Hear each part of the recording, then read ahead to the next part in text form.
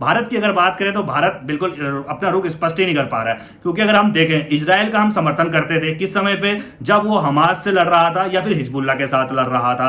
Gaza में जिस तरीके से, क्योंकि उस घटना का हर कोई विरोध करेगा।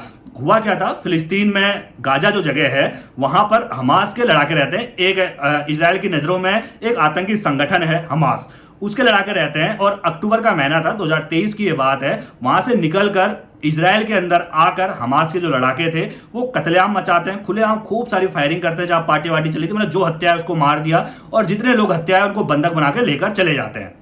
कहां? गाजा के अंदर। और लेकर जाकर अभी भी कई लोग, मतलब बंधक अभी भी रिहा नहीं किए हैं। कुछ की रिहाई हो गई, कुछ को मार डाला गया, उनकी लाश भेज दी गई, और कुछ लोग अभी भी जो है वो गाजा के अंदर हमास के पास हैं। तो सीधे तौर पर जो एक घटना हुई थी, इसका विरोध पूरी दुनिया ने किया, और भारत भी इसके विरोध में और इजराइल के समर्थन में खड़ा था। लेकिन यहां पर अब भारत दोनों तरफ से बढ़ चुका है, क्योंकि ईरान हमारा बिल्कुल अच्छा दोस्त रहा है, और आज से नहीं दशकों से रहा है।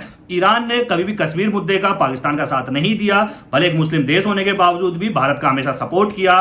तेल वहां पर बहुत भारी संख्या में होता है, यानी कि दुनिया की अगर हम बात करें तो करीब 3% तेल ईरान के अंदर होता है। ईरान में हमारे प्रोजेक्ट जो है वो चल रहे हैं, चाहे आप चारबाग की बात करें, जहां पर जो है बड़ी संख्या में हमारा प्रोजेक्ट चल रहा है, ताकि हम सीधे समुद्र के रास्ते माल इधर उधर ले जाने के लिए पाकिस्तान का रास्ता ना लेकर हम सीधे ईरान के रास्ते से ले जाते हैं। तो ईरान हमारा अच्छा संबंध रहा है। अब यहां पर सरकार से विपक्ष लगातार मांग कर रहा है कि आपको ईरान का समर्थन करना चाहिए, लेकिन आप इजरायल और अमेरिका के पक्ष में एक बयान आपने नहीं दिया। अब इस पर सरकार की अपनी राय है, क्योंकि हम इजरायल का साथ भी देते आए हैं और ईरान से भी हमारे बहुत अच्छे दशकों रिश्ते हैं।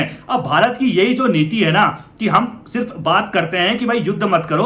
अब जैसा हमने देखा रूस और यूक्रेन में भी हमने यही किया, हम रूस के साथ भी रहे, यूक्रेन के साथ भी रहे। हमने कहा युद्ध मत करो, शांति का ये दौर है, शांति से बातचीत करो। ऐसा ही हमने फिलिस्तीन और इजरायल के साथ, भले हमने इजरायल का समर्थन किया हो, लेकिन हमने बातचीत फिलिस्तीन के साथ भी की। हमने फिलिस्तीन, यानी कि जो हमास की बात कर रहा हूं, गाजा की बात कर रहा हूं, फिलिस्तीन देश है, उसके अंदर एक गाजा एक जो है जगह है जहां पर हमास का कब्जा था, यानी कि हमास के लड़ाके वहीं रहते थे, वहीं से हमला किया गया था इजरायल में। तो कुल मिलाकर भारत का जो रुख रहता है ना, कि दोनों की तरफ रहना है, हमें भाई किसी एक का सपोर्ट नहीं करना है। कुछ ऐसा ही यहां पर इजरायल और ईरान के साथ भी किया, लेकिन भारत के साथ भी तो ऐसी होता है। ऐसा कैसे होता है? भारत के साथ हमने देखा, जब पाकिस्तान से हम भिड़े, वो जो हमने उनको चेपा था वही हमको चेप के चले गए। युद्ध का समय नहीं है, कोई भी खुलकर हमारे साथ आया ही नहीं। और इसीलिए विदेश नीति की चर्चा हो रही है कि भाई साहब, भारत की विदेश नीति इतनी खराब कभी थी ही नहीं।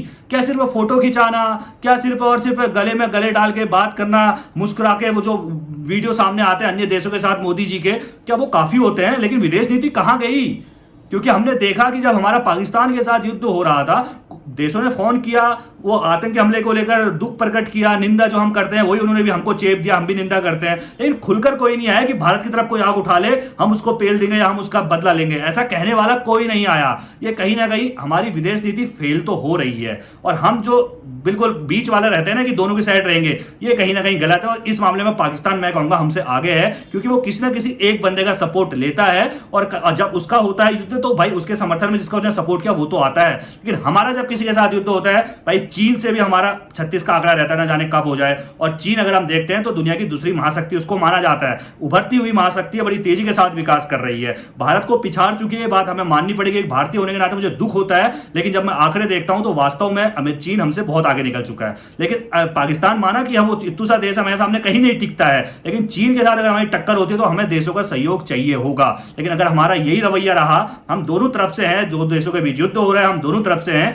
तो इससे भारत का ही नुकसान हो रहा है। हमने पाकिस्तान के साथ देखा, ऑपरेशन सिंदूर के दौरान देखा, जो हमने बेचा वही लोग हमको बेचकर चले गए कि भाई हम निंदा करते हैं, युद्ध का काल नहीं है, आपको बातचीत के जरिए मामले का समाधान निकालना चाहिए। आपकी क्या राय है इस पूरी खबर में? युद्ध विराम किस तरीके से हुआ, क्या लगता है सफल हो पाएगा? अपनी राय जरूर रखिएगा। और भारत की जो नीति है उस पर आप क्या कहेंगे? क्योंकि इस पर जो है ना, भारत में बड़े तेजी से विरोध हो रहा है, विपक्ष लगातार मांग उठा रहा है, और मोदी सरकार इस पर बैकफुट पर मुझे नजर आ रही है। आप अपनी राय जरूर रखिएगा कमेंट करके, और हमारे चैनल को फॉलो सब्सक्राइब करना बिल्कुल ना भूलिएगा। धन्यवाद।